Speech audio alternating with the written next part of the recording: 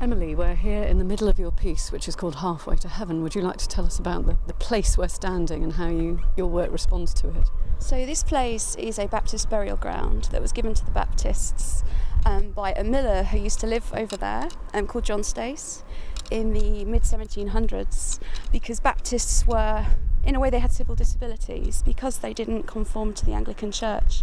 They were called non-conformists, they weren't allowed to go to university, they weren't allowed to have a civil service career, and one of the things they weren't allowed to be is buried in an Anglican graveyard, so it was quite common to find these little non-conformist graveyards dotted around places. And I suppose what I wanted to look at was how, if you think about today, about the political situation and the economic crisis and, the problems we have with migration, we have a lot of people in society that are, in a way, outcasts, much like the people that were buried at this site. And I think it's really important to remember values of equality and community regardless of our backgrounds and identities. And I created this piece. Partly it's researched, it talks about the history of the site and contains narratives and stories about the people. But the main premise is that people have to physically work together as a community to trigger this song, which is triggered by standing in front of certain gravestones.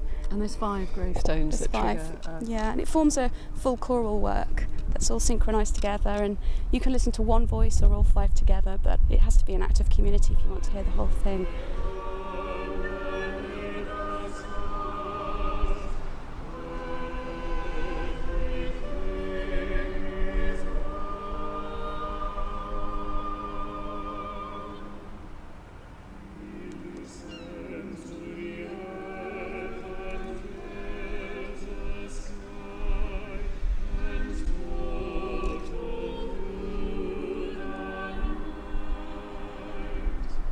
United underneath the stars,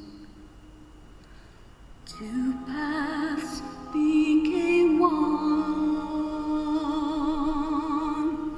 In times of sorrow, she would say, "Be brave, be kind, be true."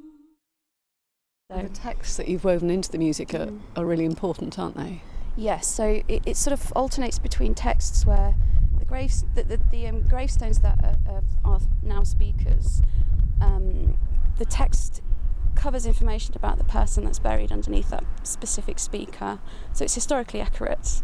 But then there's an imagined story which focuses on community and equality and a relationship between a man and a woman that, for religious people, it will symbolise a relationship between people and God, but for me it's just a relationship between man and woman that represents how we should treat people. And it's inspired by the only living descendant of somebody that's buried here that we know of, Robert Hughes, and it's his great grandparents, Thomas and Susanna Bailey. They're buried just behind me, just in the corner over there. And he was very lovely, and he helped me research the piece, so you can hear a bit of it now. So there's quite a lot in it. There's quite a lot of layers, but I suppose the most important thing is community and equality. And while we're listening to this piece, we're all the same, whether we're living or dead. But this site has had an amazing kind of. It's an isolated spot that's been further isolated by what's happened around it. It's a graveyard that has bodies buried above ground because as Folkestone was developed and we had the viaduct over there, the Pent Valley was cut away and this was left.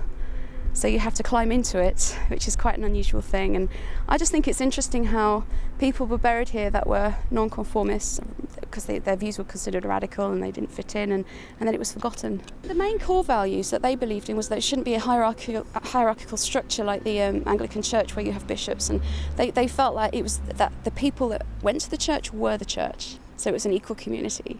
And the second thing they believed in was that children shouldn't be baptised until they were old enough to choose to be. So they believed in free will. And those were the radical beliefs that inspired them to be outcasts.